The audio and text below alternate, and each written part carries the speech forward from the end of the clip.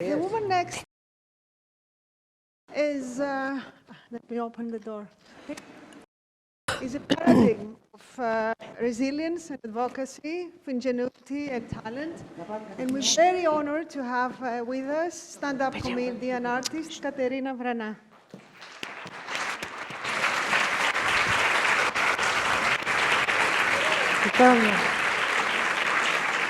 I'm trying to avoid the projector, I think. Hi guys, this is my assistant bully Fotini. She beats me. Fia. So hello, my name is Katerina Vrana. I'm a comedian. I want to say stand-up comedian, but you know, I'm renovating the art form. It's now sit-down stand-up. It's such an honor and a privilege and a joy to be invited here today. Can you all see me clearly? Can you all see my high heels clearly? It's very important. It's one of the advantages of disability. I can wear the highest heels and it's fine. Like I go out with my friends and at the end of the evening, all my girlfriends have taken off their high heels and they're kind of, you know, hopping along. And I'm like, ah, do your feet hurt? Because of the heels. Aww, your life is so hard. Wheel me, bitch, wheel me good. So just to get the level of where my speech is going to be at. Also, my disability is fairly new, so I'm fresh at being disabled. I hope I'm doing it well. It happened in 2017. I was in Malaysia on tour performing. I fell ill. Basically, it was a bowel perforation, which means the hole opened up in my bowel. Everything inside the bowel came out. You with me? Good. Literally, the shit hit the fan. So that caused septicemia. I went into septic shock. I nearly died. I survived. Spoiler. Here I am. It affected my movement, so I can't walk very well. It affected my eyesight, so I can't see very well. And it affected my speech, so I talk like I'm drunk. I'm not drunk, just so you know. Like, I mean, yes, Greeks are known for, you know, living large, but I thought being pissed at 1 p.m. is just that a step too far. And then you'd all be like, oh, she's taking disability so hard. So I think the way I speak is, you know when you're very, very drunk, but you don't want anyone to know? It's this. Careful, slow, and halfway through the sentence, no one knows you're talking about it. Thank you, one person, for joining in. So I am obviously here today to discuss sex in museums. No, accessibility, clearly. First of all, I love the Vernacular Museum. It's amazing. This is their new building that's only 15, maybe 20 years old. You may have noticed I didn't come onto the stage that way. I had to be wheeled around half the floor, come in through the piano room. So access in Greece is, the word I'm looking for is shit, literally. And for some reason, in Greece, culture is very much secondary when people discuss access. We have so much ancient stuff hanging around that is not accessible to so many of us.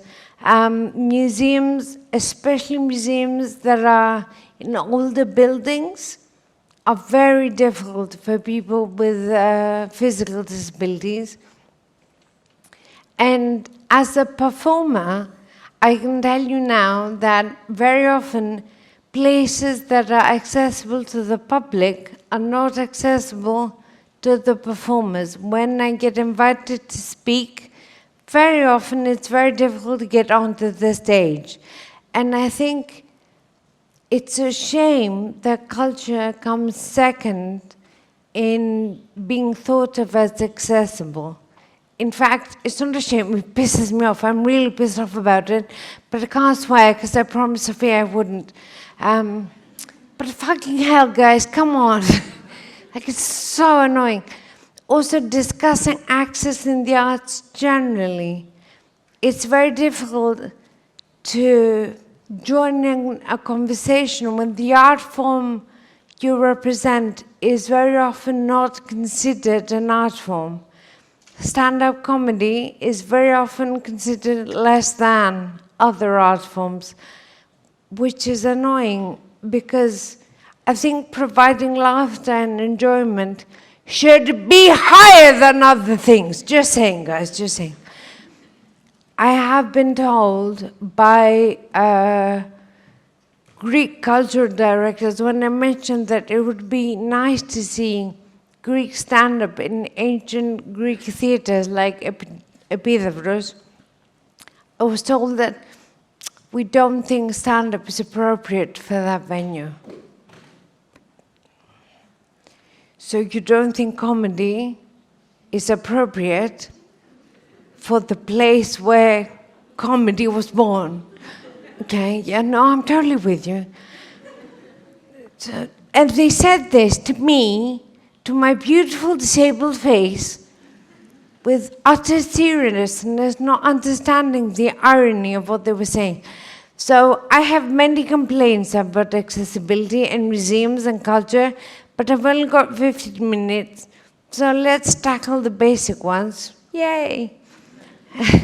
Which are actual accessibility for people with disabilities to be able to enjoy culture, especially museums that are in older buildings.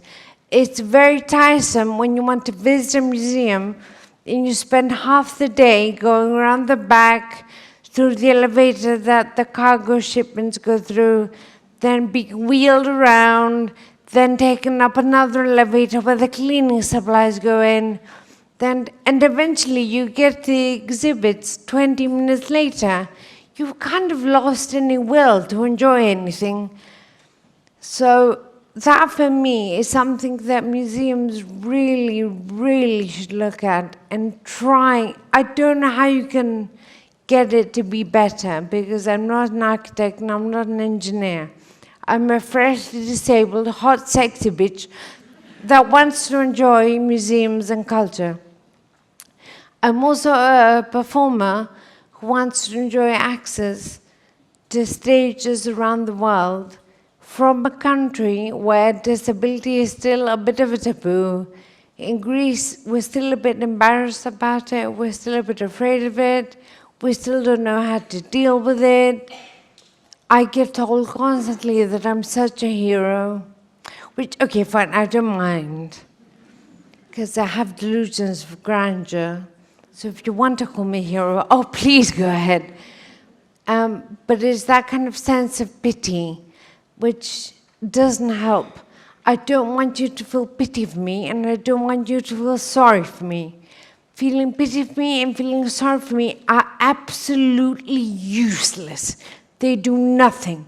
What any of us needs is understanding of a situation and practical help.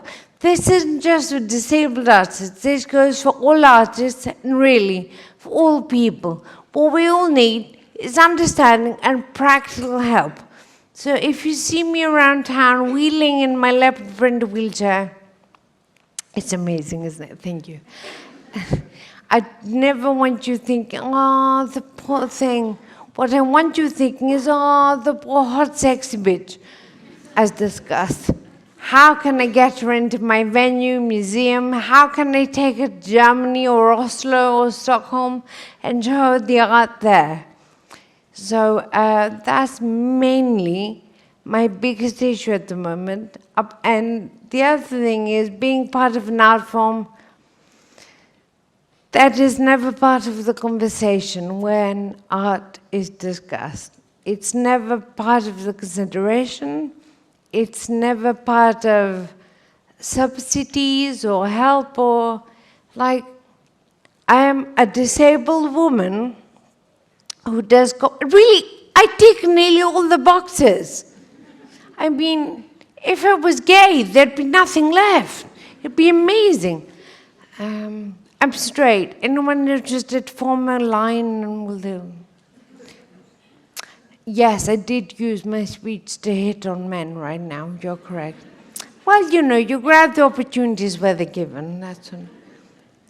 So basically, it's very important when discussing access to take into account both sides, because there's the artists themselves and the people the artists exhibited or performed for.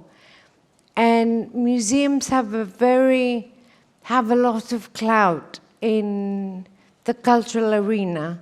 So I think if you guys start taking accessibility towards the public more seriously, then other cultural venues, forums will follow. So it's up to you guys. That's what I'm here to say. Fix it. Fix it now. And that's all we have time for. And I think we've got lunch, so let's go eat and discuss that. Thank you very much.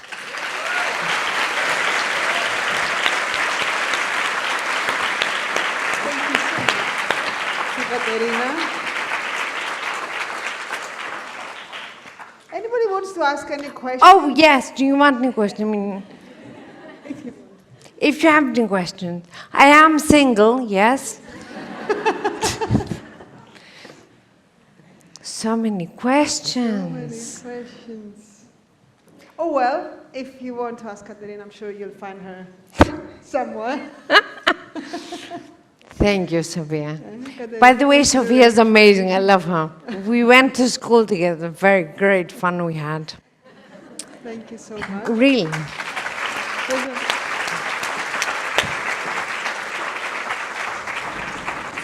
So, and thank you for the tips and for the complaints. It's good to listen to them. We'll make sure.